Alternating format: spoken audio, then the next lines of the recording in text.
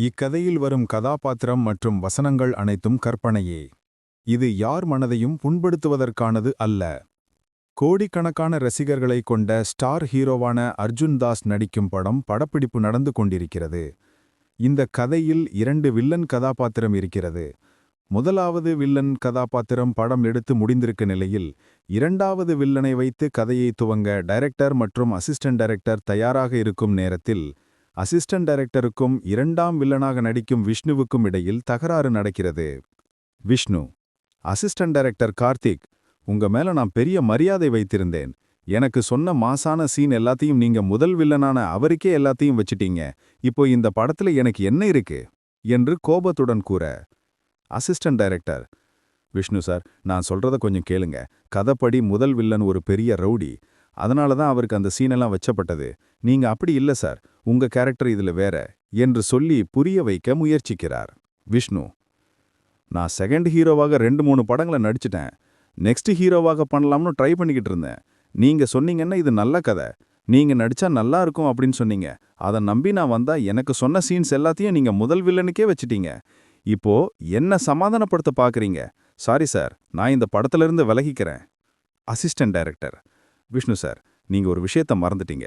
நீங்க ஒரு மாசான ஹீரோ கூட நடிக்க போறீங்க. மறந்துடாதீங்க. அவர் கூட நடிச்சாலே போதும், நீங்க ஆட்டோமேட்டிக்காவே பெரிய ஆளா ஆயிருவீங்க. கொஞ்சம் வெயிட் பண்ணுங்க, நான் டைரக்டர் சார் கிட்ட பேசிட்டு வந்துடுறேன். விஷ்ணு: கார்த்திக் சார், நான் இப்போ கிளம்புறேன். Bye. Assistant director: sir please போகாதீங்க சார், ப்ளீஸ் ப்ளீஸ். இத பத்தி டைரக்டர் சார் கிட்ட சொன்னா என்ன சொல்லப் போகிறார் என்று தெரியவில்லையே என்று யோசித்துக்கொண்டே கார்த்திக் டைரக்டர் இருக்கும் இடத்தை நோக்கி வேகமாக போய்க் கொண்டிருந்தான். கார்த்திக்: டைரக்டர் சார், ஒரு பெரிய தப்பு நடந்துருச்சு சார். டைரக்டர்: கார்த்திக், பதட்டப்படாம தெளிவா சொல்லு, எனக்கு இப்போ டைம் இல்ல. கார்த்திக்: நம்ம படத்துல 2ஆவது வில்லனாக நடிக்க இருந்த விஷ்ணு இப்போ நடிக்க மாட்டேன்னு சொல்லிட்டு கிளம்பிட்டார் சார். நான் எவ்வளவு சொல்லியும் கேட்கவில்லை சார். என்ன சொல்ற கார்த்திக்? இன்னைக்கு என்ன நாள் தெரியும்ல? ஹீரோ சார் வாராரு. அவர் கூட இந்த செகண்ட் வில்லனா வச்சு ஒரு இன்ட்ரோ கொடுத்துட்டு ஒரு சின்ன சீன் எடுக்கலாம்னா நான் வச்சிருந்தேன். அவர்கிட்ட இத சொல்லியாச்சு. இப்போ வந்து நீ இப்படி சொல்றியே? நீந்தானே அந்த பையன் பேர் என்ன விஷ்ணுவை செலக்ட் பண்ண? இப்போ வந்து இப்படி சொல்ற? சாரி சார், எனக்கு இப்படி நடக்கும்னு தெரியாது சார்.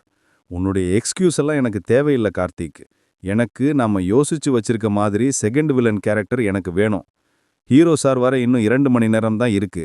உனக்கும் அந்த 2 மணி நேரம் தரேன். அதே மாதிரி ஒரு வில்லனை கூட்டிட்டு வா. இப்போ வெளியே போ. சார் சார், உன்னை இப்போ வெளியே போக சொன்னேன் கார்த்திக், உன் காதில் விழுகல? பயங்கர கோபமாகவும் எரிச்சலுடனும் அறையை விட்டு வெளியே வந்தான். அவனுக்கு தெரிந்த நண்பர்களும் ஃபோன் பண்ணி தான் தேடுகின்ற நபரை பற்றி விவரித்தான். பார்த்து சொல்கிறேன் என்று அவர்களும் ஃபோனை கட் செய்தார்கள். சினிமா ஷூட்டிங் எடுக்கின்ற இடம் ஒரு பாலைவனம். அவன் நண்பர்களிடமிருந்து ஃபோன் வந்தது. சிலர் வருகிறேன் என்று கூறினார்கள். ஆனால் அவன் இருக்கும் இடத்திற்கு வருவதற்கு 2 நாளாவது ஆகும் அல்லது 1 நாளாவது ஆகும் என்று கூறினார்கள். கார்த்திக்கு இன்னும் 1 மணி நேரம்தான் உள்ளது. அந்த சோகத்தில் அவன் மூழ்கிவிட்டான். ஏனென்றால் இந்த படத்தின் கதை முக்கால்வாசி அவனுடையதுதான். சற்று தூரத்தில் ஒரு டீ கடை இருந்தது. அங்கு சென்று ஒரு டீ, ஒரு தம் வாங்கிக் கொண்டு அருகில் இருக்கும் பலகையில் உட்கார்ந்தான். நேரம் ஒரு 5:30 மணி இருக்கும். இன்னும் அரை மணி நேரத்தில் ஹீரோ வந்து விடுவார். இதை பற்றி யோசித்துக் கொண்டே டீயை வாயின் அருகில் எடுத்து சென்றான். அப்பொழுது ஒரு சத்தம். டீயை சர் என்று உறிஞ்சும் சத்தம் கேட்டு கடுப்பாகி யார் என்று திரும்பி பார்த்தான். அதிர்ச்சியில் திக்குமுக்கு ஆடிப்போனான். ஏனென்றால் அந்த உருவத்தை பார்க்கும்பொழுது அவன் கற்பனையில் உருவாக்கிய 2ஆவது வில்லன் போலவே அவன் பார்ப்பதற்கு 35 வயது முதல் 40 வயதிற்குள் உள்ள தோற்றம் போல் இருப்பான். உடம்பை நல்ல ஃபிட்டாக வைத்திருப்பான். பார்ப்பதற்கு அழகாகவும் அவன் பார்க்கும் பார்வையில் எதிரிகளை உயிரோடு எரிக்கும் வன்மமாக இருக்கும். 2 விரல்களுக்கு இடையில் இருக்கும் சிகரெட் அவன் விரல்களை சுடும்பொழுதுதான் அவன் நிஜ உலகத்துக்கு வந்தான். கார்த்திக் அவனிடம் என்ன பேசுவது என்று தெரியாமல், எங்க படத்துல ஒரு கேரக்டருக்கு ஆள் தேவைப்படுகிறது, நீ நடிக்கிறியா என்று கேட்க, புதுமுகம் என்ன சார் விளையாடுறீங்களா என்று அவன் சிரிக்க, கார்த்திக் இல்லவே இல்ல. என் பெயர் கார்த்திக். நான் ஒரு அசிஸ்டன்ட் டைரக்டர். எங்க படத்துல செகண்ட் வில்லனாக நடிக்க உனக்கு ஒரு அற்புதமான சான்ஸ் கிடைச்சிருக்கு. இதை மிஸ் பண்ணிடாத.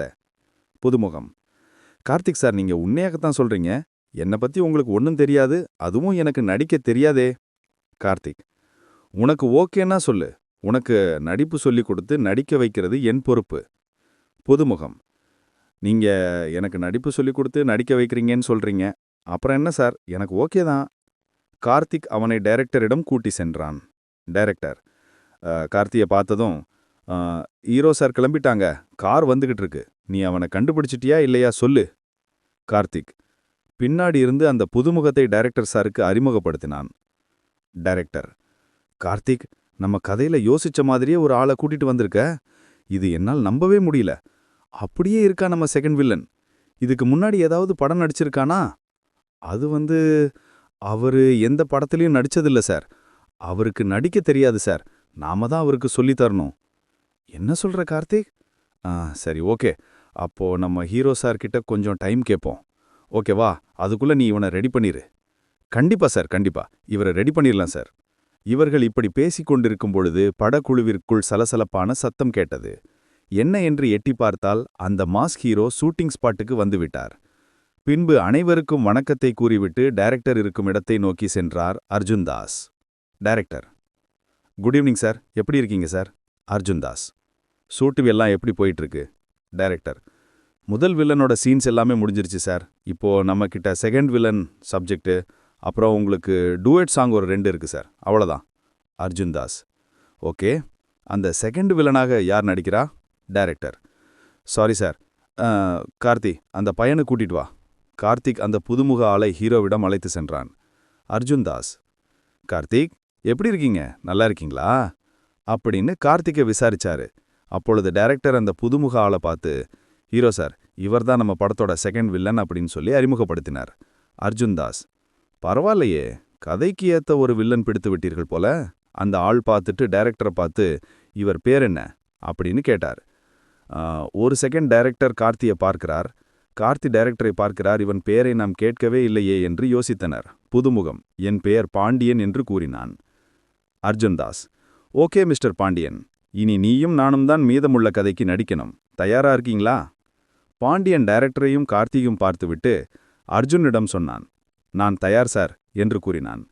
டைரக்டரிடம் அடுத்து ஷூட்டிங் எப்போ என்று விசாரித்துவிட்டு, ஓகே சார், அப்போ நான் ஷூட்டிங் நாளை இப்போ வருகின்றேன் என்று கூறிவிட்டு அங்கிருந்து புறப்பட்டார் அர்ஜுன் தாஸ். டைரக்டர் கார்த்தியா, இன்னும் 4 நாள் தான் ஷூட்டிங் ஆரம்பிக்கிறதுக்கு. நீ எப்படியாவது இந்த பையனுக்கு நடிக்க கற்றுக் கொடுத்துரு என்று கூறிவிட்டு டைரக்டரும் கிளம்பிவிட்டார். கார்த்திக் ஒன்னும் பயப்படாத, நான் உனக்கு எல்லாம் கற்றுத்தரேன். இப்போ நீ எங்கே தங்கியிருக்க என்று கேட்க, கார்த்திக் சார், தப்பா எடுத்துக்கலனா நான் ஒன்று கேட்கலாமா? என்ன சொல்லுங்க பாண்டியன். நான் உங்க கூட தங்கிக்கலாமா? ஏன்னா நான் இப்போ போறதுக்கு இடம் இல்லை, அதான் கேட்டேன். சரி ஓகே பாண்டியன், வாங்க என்று கூறி அவன் தங்கியிருந்த ரூமிற்கு அழைத்து சென்றான். அங்கே கார்த்தி போலவே சில அசிஸ்டன்ட் டைரக்டர் ஒரு 4 பேர் தங்கியிருந்தனர். அவர்களிடம் கார்த்திக் பாண்டியனை அறிமுகப்படுத்தினான். நடந்த எல்லாத்தையும் அவர்களிடம் கூறினான்.